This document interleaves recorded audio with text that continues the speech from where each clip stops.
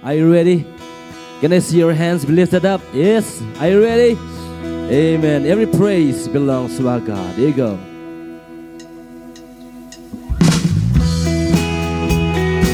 Shall we all clap our hands together? Yeah. We bless you, Lord. Oh, yeah. You, Lord, you are God. You deserve the highest praise. Jesus, you say every praise is to our God, and every word of worship with one accord. Every praise is to our God. See it again, every praise is to our God, and every word of worship with one accord. Every praise is to our God. Say one more time, every praise is to our God, and every word of worship with one accord. Every praise is to our God. Sing hallelujah to our glory, hallelujah is to our God. Every praise, yes, every praise is to our God. Say it again, every praise is to our God. Every praise is to our God, and every word of worship with one accord. Every praise is to our God. Every praise is to our God, and every word of worship with one accord. Every praise is to our God. Sing hallelujah to our God. Glory, hallelujah is to our God. Every praise is to our God. Oh God, my Savior, God, my Savior, God, my healer, God, my deliverer. Yes, He is. See it again. God, my Savior, God, my Savior, God, my healer. You are my deliverer, Lord. God, my deliverer. Yes, you are. Yes, He is. See every praise is to our God, and every word of worship with one accord. Every praise is to our God. Sing hallelujah to our glory. Oh, you're worthy, Lord. Every praise is to our God. See it again. Every praise is to our God. Amen. Every praise is to our.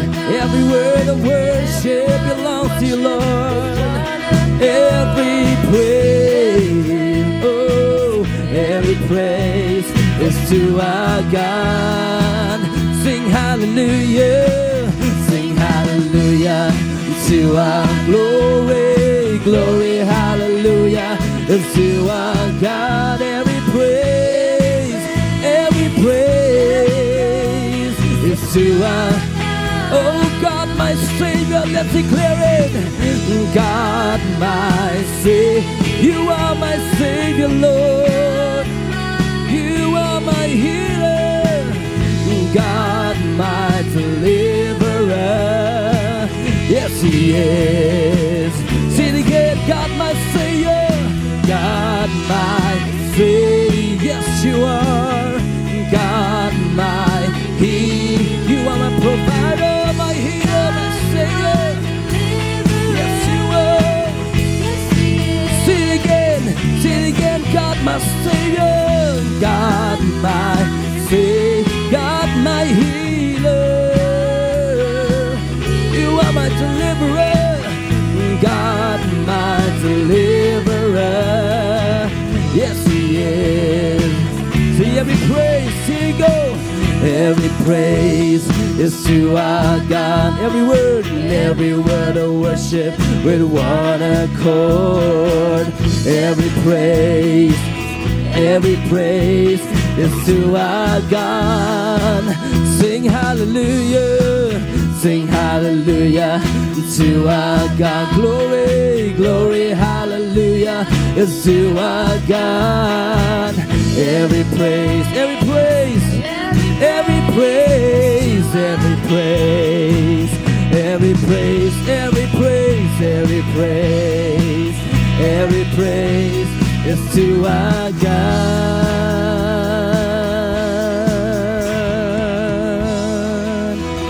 Every praise is to our God, amen. Every word of worship belongs to Him and to Him alone. For from Him are all things, through Him, and back to Him be the glory, honor, and praise forevermore. Hallelujah, hallelujah, hallelujah, Lord. Let us lift our voice together this morning to give Him praise. Hallelujah, hallelujah. Let's praise Him, let's praise Him, let's praise Him. Oh, say.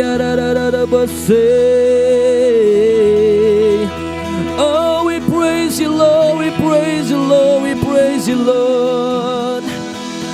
Oh, from the rising of the sun to the setting of the same, Your name is to be praised. Here we are, Lord God, this morning as Your people. Oh, proclaiming, declaring that You are praised, Lord God, that You're worthy to be praised. Oh, we declare, we declare, we declare, and we sing that You alone, You are our Savior, our healer, our deliverer, our provider, Lord God. Can we shout a loud hallelujah then? Oh no, that's not lively. I'm going to count again. 1, 2, 3. Hallelujah. Amen. I'm so thankful to God for this opportunity. Thanks goes to Pastor Denny and the leadership team for giving me the opportunity to share in your midst.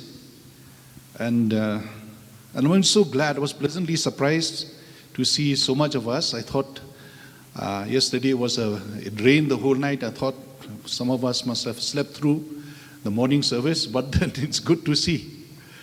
I would like to greet you all in the name of our Lord and Savior Jesus Christ, and those of us who are also watching through online, YouTube, and all the other social platforms. Welcome you in the name of the Lord. Before we move forward, can we look to the Lord in prayer? Amen. Heavenly Father, we are so grateful and thankful for this wonderful opportunity that You have given to us, Father. Of all the blessings that You have given to us, we are thankful to You for Your word. Because through Your word, we get to know about Jesus. We get to know about heaven. We get to know about You, about Your love. Father, as we dive into Your word, Father, we pray that our understanding will be opened. We pray for divine vision, understanding, enlightenment by the Holy Spirit, that the word which has been written through so many years ago, God, we will be able to understand them and fathom what You have in store for us. In Jesus' name, we just take authority over every forces of darkness from hell, which might try to hinder us, disturb us, or snatch away or steal away the word of God, which we are going to hear right now. We command them in Jesus' name to be gone, Father, and let all eyes be open, spiritual eyes be open. In Jesus' name we pray. Amen.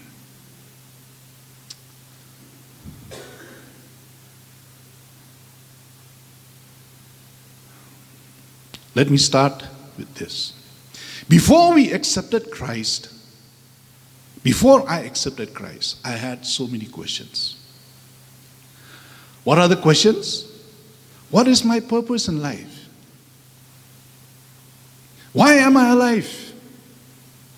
What is the reason for my existence in this world? Why am I created?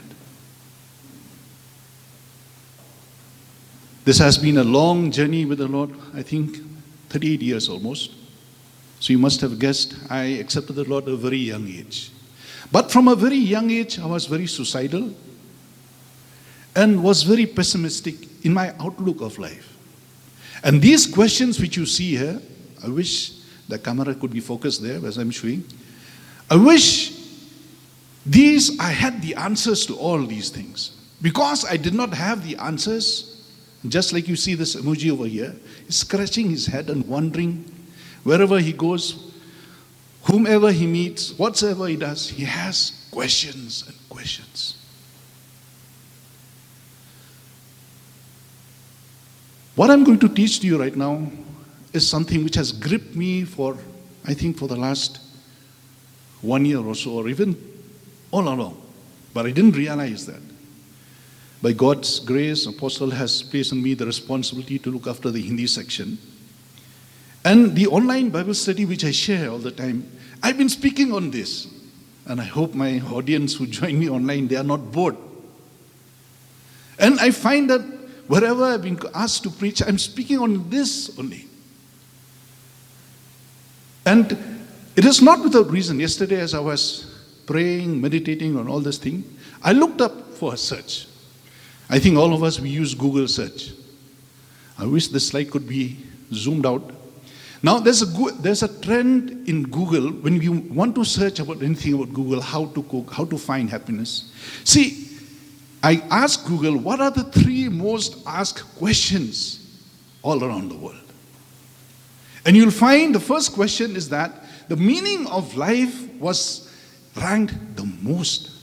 Now, if you can see here, the meaning of life, does God exist, how to be happy, life after that, live a good life. These are the 4 or 5 questions which has ranked the topmost.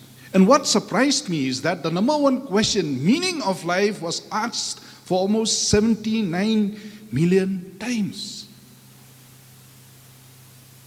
And if you see here, I have here on the horizontal, we call it the y-axis, I have the years 2004, 2008, 10 onwards, 2020, and until 25. You'll see this graph, which is in blue, has always been the highest over the last 2 decades. And during COVID times, this graph has soared up high. That goes to tell me that people in this world are disillusioned. They have questions. They have no meaning in life. They're searching for answers. And the first thing which the Lord spoke to me yesterday, what are we doing? Mind you, these are queries on Google. You can search. And if people are looking for solutions, different age group, youths, teenagers, youths, middle age, old age, everybody, they're looking for that. I didn't want to dive further and to seek from which are the areas or countries which are looking the most. I don't have time for that because that's beyond the scope of my talk this morning. So that pleasantly surprised me. And the question which arises for us believers, church leaders, what are we doing to target this 79 or 80 million odd people who are looking for meaningful answers? Which means every person, next 2 persons which you meet in the street, they don't have the meaning of life. That was the question which pulled me down. I was tired. Why? Because during my teenage years, I thought, I hated life in the sense, why? Because I thought that as I grew on, one day I'll have a job. When I finish my studies, I'll have a job, have family. Then after that, have children. then there'll come a time when children will grow up and I'll die. And that's the end of life. I felt like the writer in the book of Ecclesiastes, he says, meaningless, meaningless, meaningless. And as I speak today, I know most of us here also, we are wondering with this. What is the meaning of life? You've become a believer when you were in your teenage or in the old age. And the earlier you accepted the Lord, you are saved with many of the heartaches which people have to go through. But that also goes on to say that people within the church fold, there are many people who do not yet know the meaning of life. When we started the church, there were few of us. But then the few of us, we had families, we had children. And those of us who were born when the church was planted until this time, we're still looking for meaning. What is the meaning of life? Why do I come to church? Why am I joined in a ministry, in a children's ministry, in a youth ministry, or maybe in a worship ministry? What is my goal? I guess most of us, we know about this. Here's Freddie Mercury. Does anybody, he asked, Freddie Mercury, he's the singer of the rock group Queen. At one point of time, in the peak of his career, he says, does anybody know what we are living for?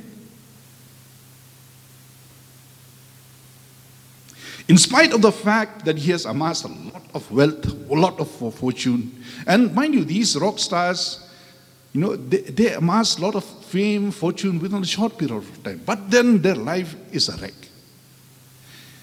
When he was in the pinnacle of his career, he had this question. Does anybody know? And you might be thinking it could be just in the field of music and arts. But let me introduce to you another person. Do you know him? Yes? So we know who, Pastor Danny, we know who watches film, Hollywood films. So he is Jim Carrey. What did he say? I think everybody should get rich and famous and do everything they ever dreamt of so they can see that it is not the answer. Sometimes as children of God, and even those out there in the world who don't have a relationship with God, we think that success, money, fame, fortune, they are the answers. But they are not the answers. We have looked from the field of, from arts, from music, the field of acting. Now I'm going to introduce to you another personality. Do you know him? Yes? Yes? He is Albert Einstein. Who is Albert Einstein? He is a physicist. He has won several laurels. If I have to tell you, it'll be a long, you'll have a long CV. Now, even he says, it is strange to be known so universally and yet to be so lonely.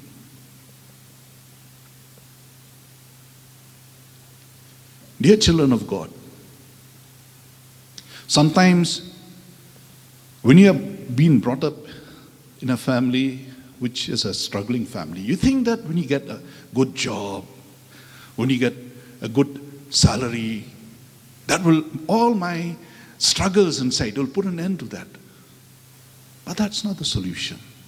You see from these illuminaries, they have been through all the ups and downs in life, yet when they reach the pinnacle, they say that it is lonely out here. It is meaningless out here. I have no meaning. Amen? Amen? As a craftsman creates a work of art without purpose, a craftsman never creates a work of art without purpose. A builder never lays bricks without a plan. God, when He made you, He never made you without a reason. Amen. You are here because He wanted you here.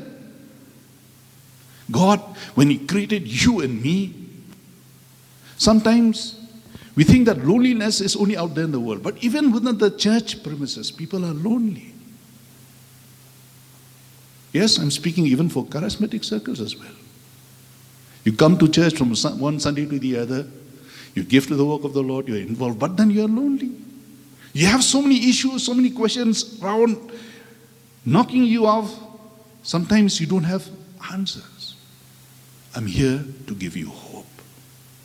God, when He created you, He did not create you without a reason.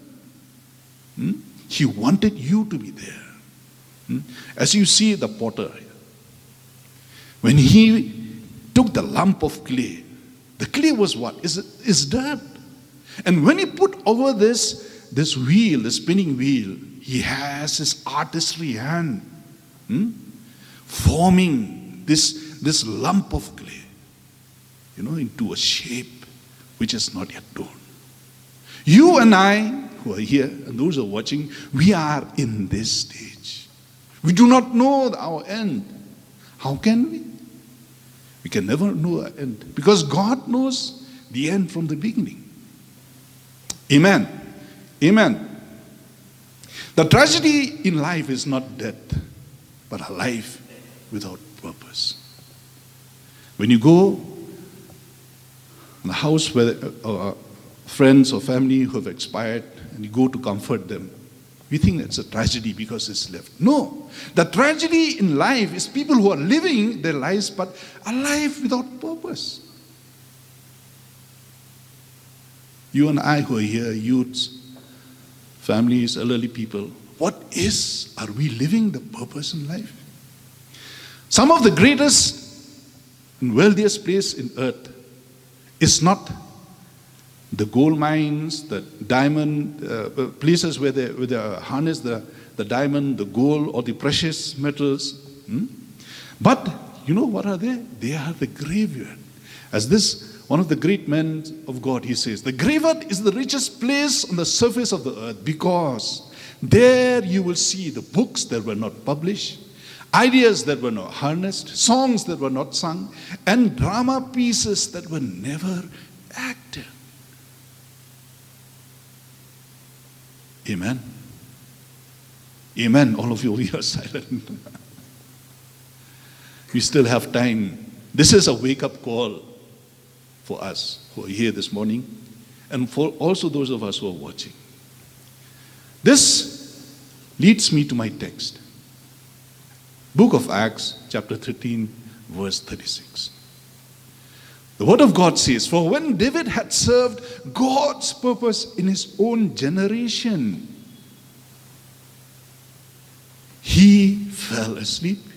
He was buried with his fathers, and his body decayed." This is in one verse, sums up the life of a man who knows his call, his purpose. Amen. Now the question arises, will this be also an epitaph on a tombstone? The day comes, we leave this earth, if the Lord tarries to come. Should people around us tell us that he served the purpose of God in his life? Then if not, then what is your purpose? We are living here. Some of us are 15, 20, 30, 40, 50, 60, 70. We have lived all these years. Are we living with the purpose of God? Amen. Today we are going to discuss the 5 God's purpose for your life. I'm not saying this is the exhaustive. I cannot be exhaustive. But the major purposes of God in our life, what are they? Amen? Shall we look? Do you want to look? You were planned for God's pleasure. Worship. You and I who are here, we are planned for God's pleasure. What does it mean? It means that God, when He planted us, He wanted us to worship Him. Now, before worship, all of us who are here, we have been saved by grace. But before the day or time when we were born again, there was a time we did not know God. Okay? But then, through the mercies of God, somebody witnessed to us, or maybe we were in a meeting where the word of God was preached, we responded to an altar call, and we accepted Jesus our Lord. Right from the day when we were born again until this time, maybe you were thinking wishy-washy, wondering, what is the purpose of God? The first thing which God wants from you and me is to give Him pleasure. Let us look into it. Your primary purpose is to bring pleasure to God. You were designed to worship Him with your life. Sometimes we think that worship happens only when the Judah ministry leads us in praise and worship. Or worship happens when a small setting, maybe a house group, a small meeting, only then we worship God. No. We worship God during our devotions, yes, early in the morning, but throughout the day, when you work, when you drive, when you're studying, you're worshiping God. Amen. Let us look some of the verses. Revelation 4:11, it says, you created everything, and it is for your pleasure that they exist and were created. God created everything. Why did He create everything? What was His expectation? He created everything for His pleasure.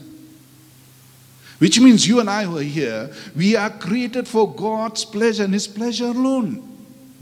Psalm 149 verse 4 says, the Lord takes pleasure in His people. The Lord takes pleasure in His people. Which means the issues which are surrounding me, be it the hardships, the difficult times which I go through, or the challenges that I face, God is interested. He wants to be involved in that. Amen. God is not somebody who is far off. No, He is not far off. I like this verse. Isaiah 44:2. I'm reading from the Common English Version. It says, I am your creator. You were in my care even before you were born. All of us, we had a beginning in this earth, right? And when was that beginning? It is the day when we were born. But the word of God says that even before you were born, you were in my care. Amen. Can I hear that? Amen. That is mind-boggling. You and I, we had a beginning in this earth, the day we were born. Our parents give us name, and we celebrate our birthdays. But God says, before you were born in this earth, you were under my care. Amen. That is very deep. I leave that to you to meditate. Right? I hope that you're taking down the Bible verses. There is a man of God who has also written much on these aspects. His name is Rick Warren. He says, you are made by God and for God. And until you understand that, life will never make sense. God, He made us. And until we understand that God made us for a purpose, our life will never make sense. For those of us who are watching this also, you might be wondering through issues, you think that wealth, money, fame, fortune, that will give you the pleasures and satisfy you. No, until and unless you have met God, you will not have the understanding of life. Amen. You were created for God's enjoyment. Bringing pleasure to God is called worship. Amen. Psalm 147:11 says, the Lord is pleased only with those who worship Him and trust His love. John 4:23 says that God, He seeks whom? He does not seek preachers. He does not seek great leaders, but He is seeking for whom? For worshippers who will worship Him in spirit and truth. Amen. You and I, as long as we're living in this earth, we have with us this opportunity to do what? To respond to this. Amen. To this greatest desire that the Lord has. Worship is far more than music. Sometimes we think that when the musics are not there, when the guitars are not there, the keyboardist is not there, then we cannot worship God. We are totally wrong. If you look in the book of Genesis, Genesis 4:21, it says that prior to that, Adam, he worshipped in the Garden of Eden even before music was ever mentioned. Music was mentioned in the chapter 4:21 when Jubal and his other friends were there. It was then only worship was mentioned. But prior to that, Adam, the first man, he had already worshipped God even before music was there. Which means worship has nothing to do with music and all. Amen. Worship is not for your benefit. Sometimes when you come to church, especially in charismatic circles, we think when the worship is good, the music is soothing, the worship leader is singing in sync with the instrument, all the singers are in sync. We think that, oh, it's such a wonderful time. But worship has never been for our benefit. Amen. Worship is for God. Because of time. Number 2, God, you are formed for God's family. When God, He formed you, He did not want you to be alone. He did not want to be secluded. Maybe you are gifted in a ministry. He did not want you to be alone, to be a lone ranger. God wanted you to be in a family. In a family, we have a father, we have a mother, all right? We have brothers, sisters. Amen. God wants a family and He created you to be a part of it. Ephesians 1 verse 5 says, His unchanging plan has always been to adopt us into His own family.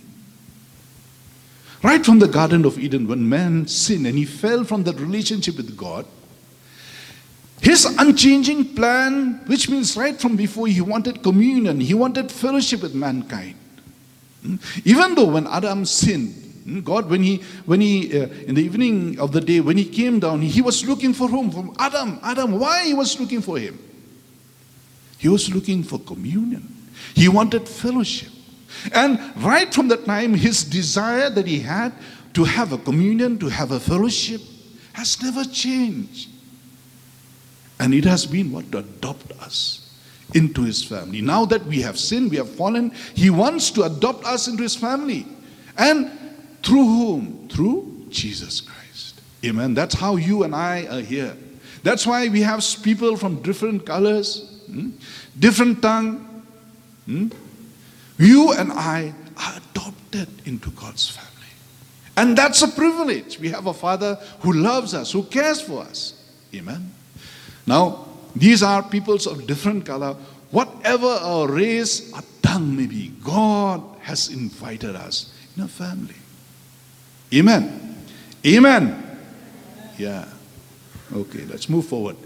Being in God's family is a privilege and it is permanent. When you and I are in God's family, it is not we are here just for a short time and after that we'll leave away. No, it is permanent.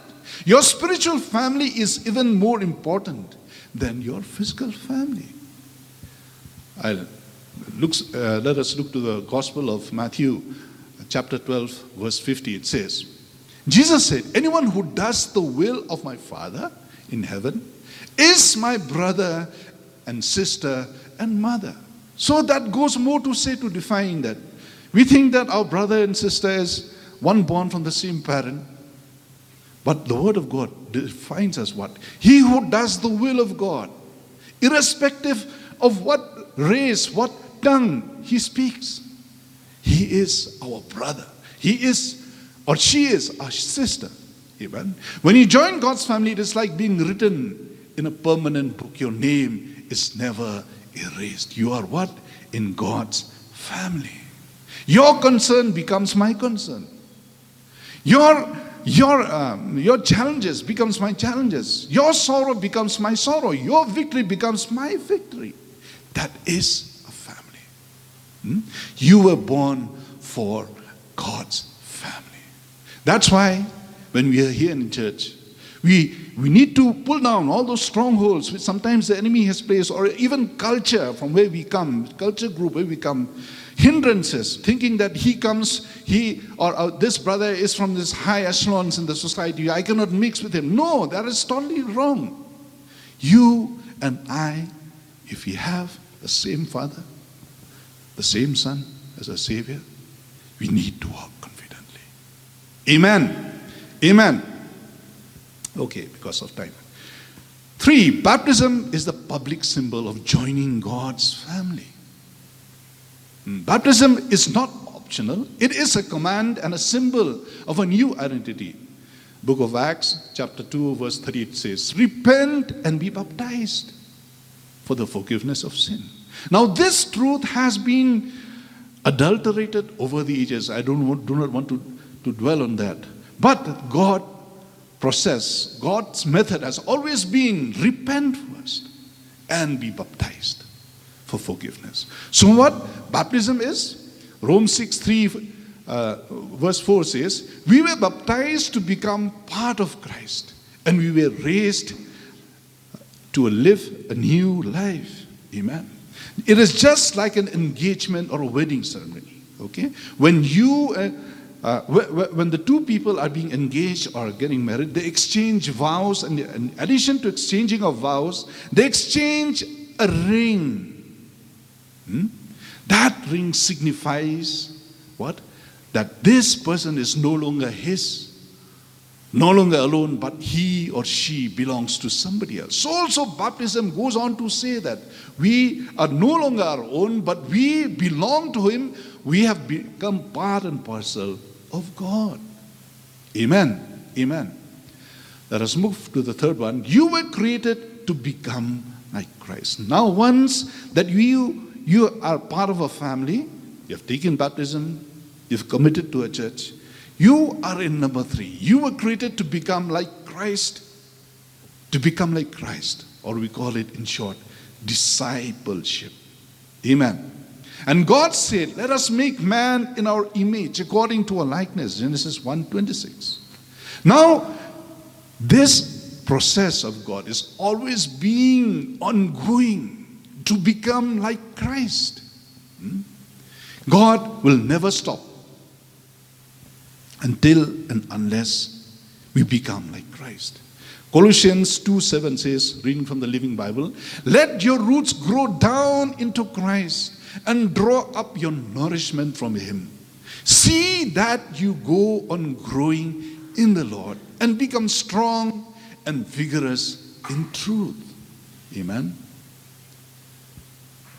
Sometimes when we look at a plant, we look only how tall the tree is, or if it is yielding fruits or not, yielding flowers or not. That's how we appreciate. But we seldom give thought to the roots. A plant can grow tall or can bear much fruit depending on how deep the roots are planted. The word of God says in Colossians 2:7, let your roots go down.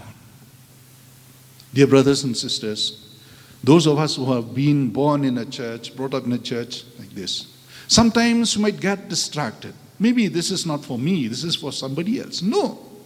If you and I want to know the purpose of God, we have to go through. We have to have a relationship. We have to have abiding relationship with God. And there are roots are running deep and deep. Amen. Amen. When the roots are deep, there is no reason to fear the storm. That's why we see, when you meet believers in church as well. Sometimes when you go through challenges in life, somebody has fallen sick or some misfortune has happened, they are shaky, they call up the leaders, they call up this and that, please pray. Why? Sometimes you got to check our roots. Are our roots really deep? Are we really deep? Point number 1, God's ultimate goal is character development. God, He will never change from that. He will develop your character. God's plan for us is not to make us happy, but He wants to make us holy. Sometimes when we pray for blessings, right? We think that when you have a house, you have a job, you have a life partner, that's how you'll be happy. No. God's plan, for those of us who are not married and for those who are married, I think we can vouch. Having a life partner or having a job does not bring the total happiness. Just wanted to share for those who are still single, they might think otherwise. Because with much blessings also comes the problem. You got to take care, you got to tend, you got to maintain, you got to sacrifice. Right? God's plan has never been just to make us happy. He wants to make us holy and Christ-like. And through Romans 8-9 says that, for God knew his people in advance, and he chose them to become like his son. Romans 8:29. Amen. He wants them. That's why he's going to use life's challenges. He is going to use misfortunes, mishaps. He is going to use heartaches. He is going to use difficulties to shape you, to mold you into the image of his son. That has been objective. If there is any one of us who are going through the grind, you're praying for answers, to a solution, to a problem that you've been facing for such a long time, and you think that God is far away. Dear brothers and sisters, God is shaping you. He's molding you. Stay put. Stay connected to him. Your answers is just on the way. Becoming like Christ is a process. It is like a life journey. 2 Corinthians 3:18 says, as the Spirit of the Lord works within us, we become more and more like whom? Like him. Some of the challenges which you face, some of the misfortune that you face, you might be wondering, I thought that once I accepted the Lord Jesus, all the problems in my life will disappear. I thought when I became a Christian, everything will be smooth sailing. But the preacher told me, no, or my elders told me that once you accept the Lord is there. Yes, he's there. But he's never said you, he's never told you that he will lay down for you a bed of roses for you to walk on. But he promised you that I will be there till the end of time. Amen. A seed, when it is planted, is very small, minuscule, you'll not see it.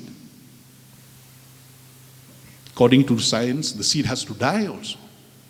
And it goes through several stages of change before it starts to germinate. It starts to bring on a shoot, then it becomes a sprout, then it becomes a seedling, and you begin to see the small tiny mini leaves which is growing. Then it becomes a plant. Then it brings in flowers. Then with the flowers come the fruit. And this is the fruit. These are the stages of growth. When Paul, he was telling that planted in whom? In Jesus. He is actually speaking about the seed. You and I are just, when we have just accepted Jesus as our Lord and Savior, we are just like that small seed. The seed has to die.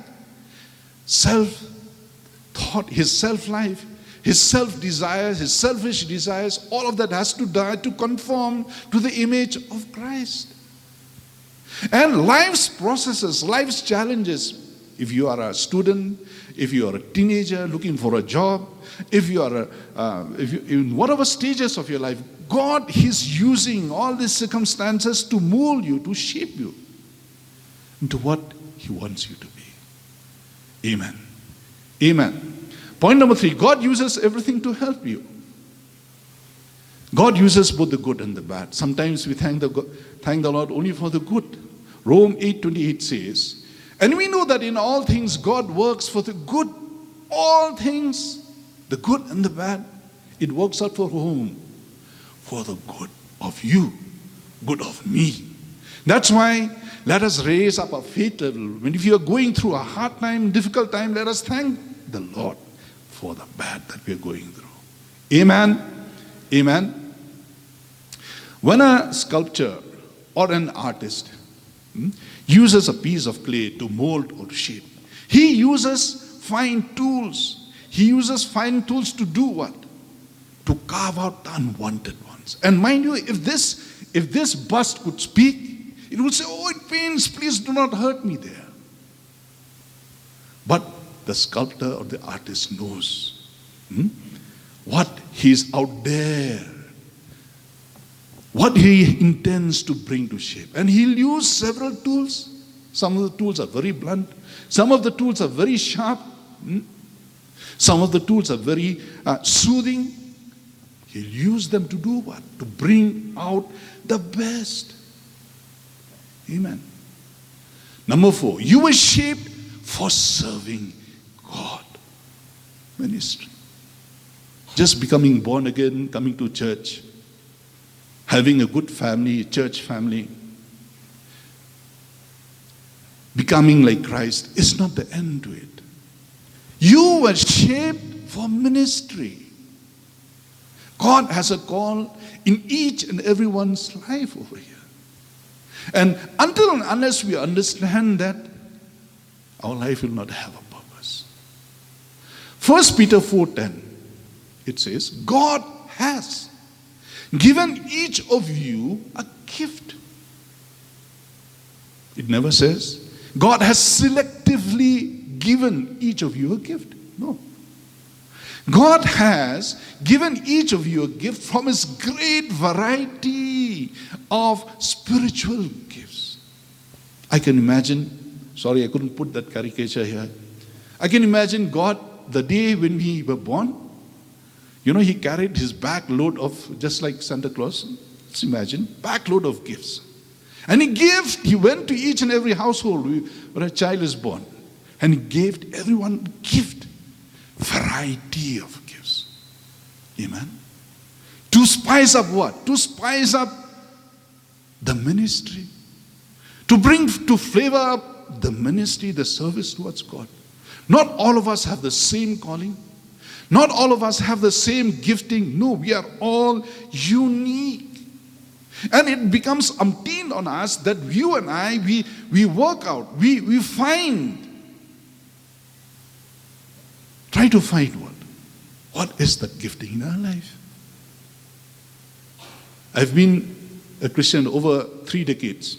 When I started with the Lord, I started with something else. As I moved on to the second decade, I became something else. Now that I'm going to reach in the 4th decade, God has given me something else which I never thought. If you think from the time you were born that you were planted only for a certain job, maybe the cleaning the church, or tidying up the chair, you are wrong. God has called you for something more. You have the responsibility, as Paul says, fan into fire the gift of God. As I say about this, I'm speaking about the Judah ministry as well. You think that you are called just to be a singer, not to be an instrumentalist, you are wrong. Or you think you're called to be just a guitarist or a bassist or a drummist, you are wrong. What are you doing with the gift of God? God, He wants you to expand your boundaries, to improve the way you play, the way you sing. So also God will ask each and every one of us, what are we doing with the resources that God has given us? Amen. Your purpose in life is to use your gifts and talent to help other people.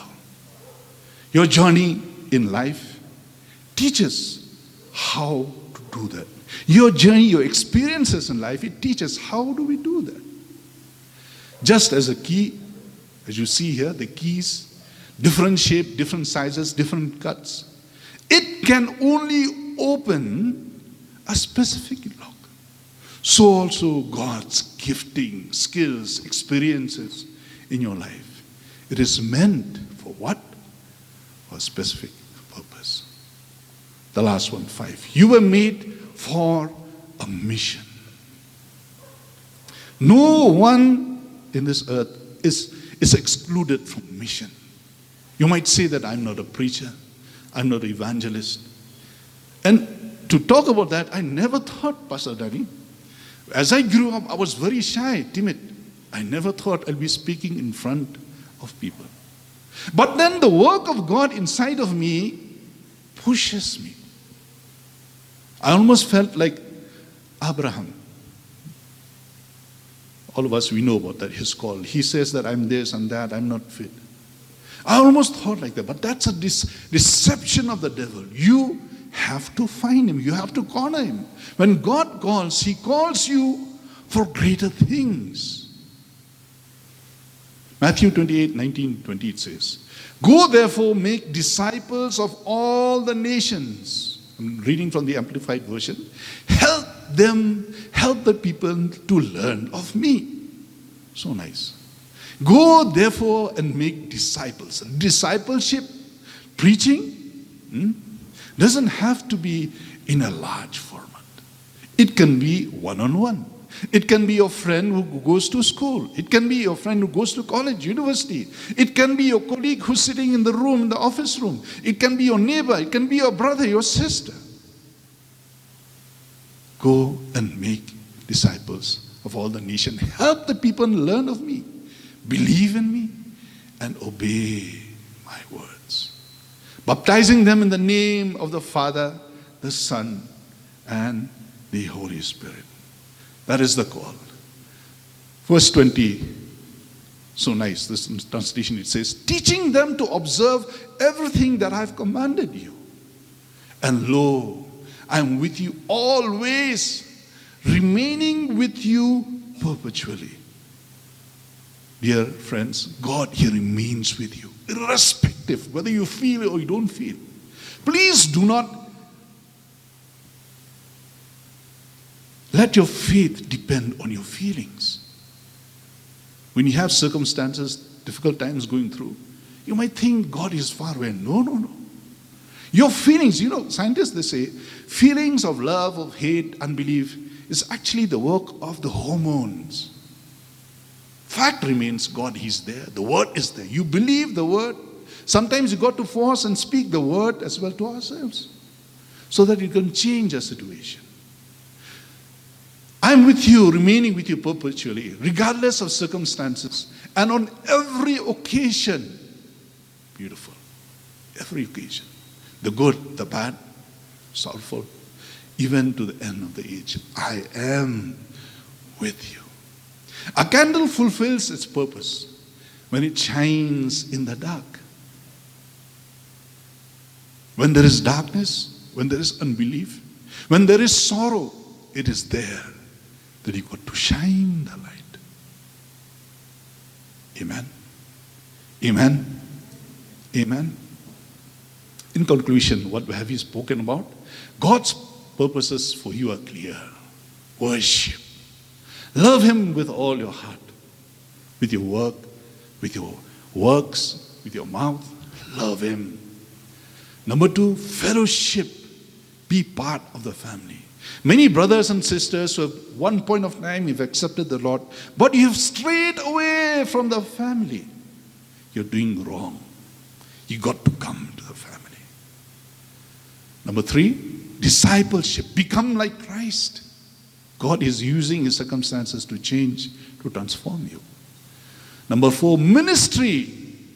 Doesn't stop only in becoming a disciple. You got to do something. Serve others. Number 5, you got to have a life's mission. Share the good news. Do not stop. To end, I have this one verse which has always challenged me. Acts 26, verse 16 and 19. Purpose gives you a vision in life. But rise and stand upon thy feet, for I have appeared unto thee for the purpose, to make thee a minister and a witness, both of these. These are the words of Paul, Apostle Paul, when he was stationed in front of King Agrippa. And all the people out there on the Sanhedrin, they were out there to find reasons to crucify him, to stone him. He was giving his testimony. And he was saying the call of God in his life. Okay? And let me read. But rise and stand upon the feet, for I have appeared unto thee for the purpose, to make thee a minister and a witness, both of these things which thou hast sent, and of those things in which I will appear unto thee. Verse 19. Paul says, whereupon, O King Agrippa, I was not disobedient unto the heavenly calling. I was not disobedient to the heavenly calling.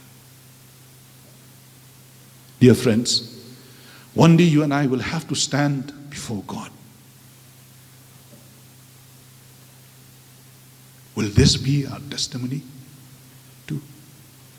That you have not been disobedient to the call of God. God is asking. God, He wants to change us. He wants to transform us. Let us give a right hand to Him. Let us be committed to Him. Let us not stray away, be like the others. You and I got to be the light. Let us be obedient to the heavenly vision, the heavenly call of God in our life. Shall we look to the Lord in prayer? Dear Heavenly Father, we are so thankful for your word, which challenges, which speaks to us, and makes us understand that we have a purpose. You have a call for our life. And it is up to us whether we respond or stray away from your purposes, God. Father, as I speak today, I pray the words will be like seed which will fall in good soil and help us realize, help us re-examine in retrospection, how have you been doing all along? Father, I pray that we will be motivated and challenged by your word. That we too, just like Paul said, even to the point of death, I was not disobedient to the heavenly calling. Bless the hearing of the word, Lord. In Jesus' name we pray. Amen. I request Pastor Danny, please take over.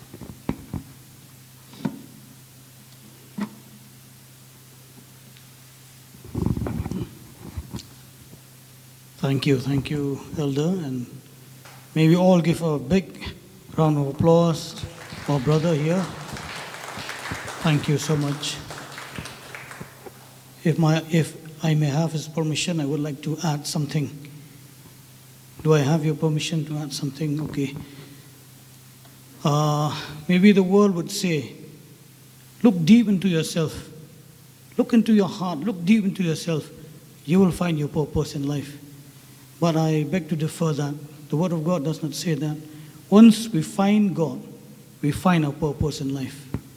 Because He is the one who created us.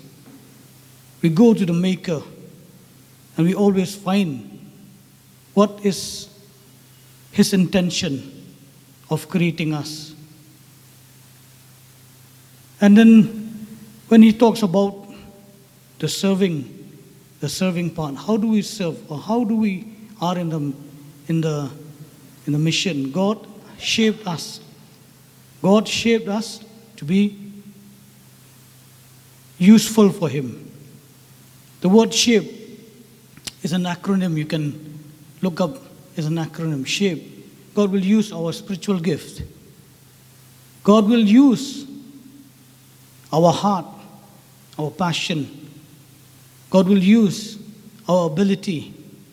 God will use our personality. And God will use our experiences. That's how He shaped each one of us. We have different way. And that is how we are in the mission. Amen? Fulfilling the great commission that God has called us. Thank you, Elder. God bless you. And may we all seek God with all our hearts, and we will truly find the purpose that God has for us here on earth. Let us all stand together as we ponder on these, as we meditate on these, the message today that God has given us. Dear Heavenly Father, we thank you, Lord. And Lord, we know, O God, that we are your creations, O God. We are created for a purpose, O God. Help us, Lord, to discover, God, what you have called us for, God. What is the mission here on earth, O God? What is the vision that you have called us, O God? What is, O God, our role here on earth, O God? Lord, as we look to you, O God, as your word would say, Lord, we will draw near to you and you will draw near to us, O God. As we hear this message today, O God, help us, God, inspire us, O God, even motivate us, O God. Lord, push us, O God, to seek you, to seek your face, O God. And Lord, I know, O God, once we have you, O God, we have everything in our life, O God. Thank you for this wonderful message that you've given to us, O God. Help each one of us, O God, to achieve, O God, and to do and to fulfill your purpose that you have created for us here on earth, O God. And Lord, even Lord, at the end of our life, O God, here on earth, O God, we will be able to say that we have run the race, O God, set before us, O God. And we have fought the good fight of faith, O God, that you have given us, for each one of us, O God. Thank you, Lord. We give you all the glory. And Lord, as we leave this place, O God, the grace of our Lord Jesus Christ, the love of God our Father, and the fellowship of the Holy Spirit be with each one of us, yes, and all the saints who call upon the name of Jesus now and forevermore. And all of us will say, Amen, amen, and amen. God bless you all.